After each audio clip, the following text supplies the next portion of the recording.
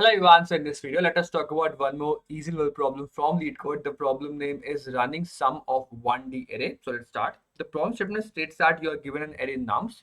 We define a running sum of an array as running sum I is equal to sum of 0 till the ith element, the sum of all the elements. So let's take this as an example. You have to just return the running sum of nums. Okay, let's understand what is running sum with this example as well if you have any doubts. So let's take an example like this: 1, 2, 3, and 4. Now the running sum of the ith element is the sum of all the elements from 0 till the ith point. So from 0 till all this, so let's assume this 0 till this point. All the elements sum is equal to 1. From here to all the elements, the sum equal to 2 plus 1, that is 3. From here till the till the ith point, let's say I want to find out the running sum of this element. It is the sum of all the elements from 0th position till this position, the sum of all the elements, or the sum of all the elements to the left of it, including this element. So the sum of all of this is equal to, let's say, 3, 4, 5, 6, and the sum of this position is equal to 10. Okay, and that is, as you can see here, is the answer. So this is the overall problem statement that you have to find out. Now it's pretty much simple only, as you can see here, that the first position is the same, the first number is the same, and the next number in the running sum is always the sum till this position. So I have already the sum of all the elements till the previous position, because this is, let's say, the answer for the running sum array. This is the running sum array. Running sum array.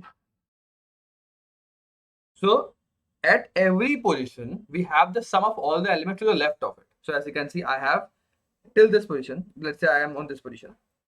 I have the sum of all the elements to the left of it. All the elements on the left of it, the sum is here. Now, if I want this position, this is the sum of all the left positions, which is like this, plus this element. This element is the current element, that is the 4. Now, 4 is added to all the elements on the left side of it. And the sum of all the elements on the left side of it is this, because it is stored here.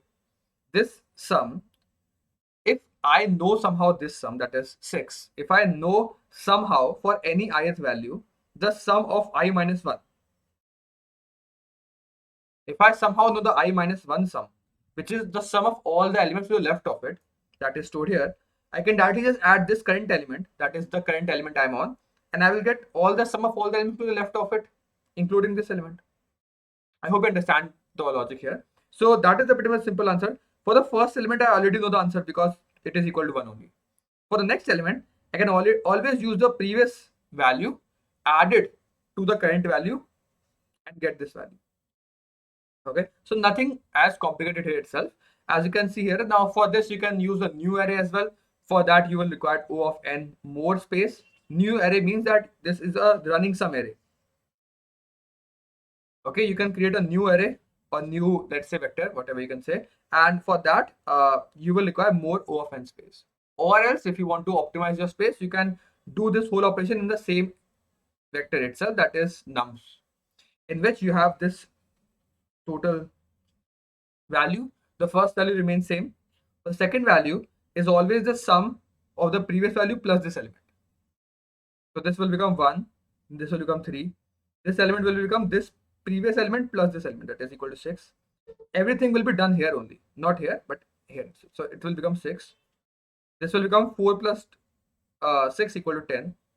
So we are just overriding these element values with a new value. Okay, so that can also be done.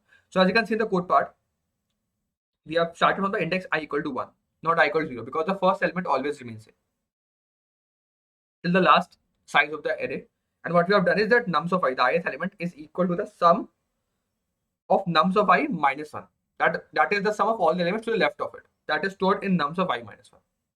So we have added nums of I, the ith element, with all the elements on the left side of it so that we can get the running sum. In the end, we can just return the answer. That's it.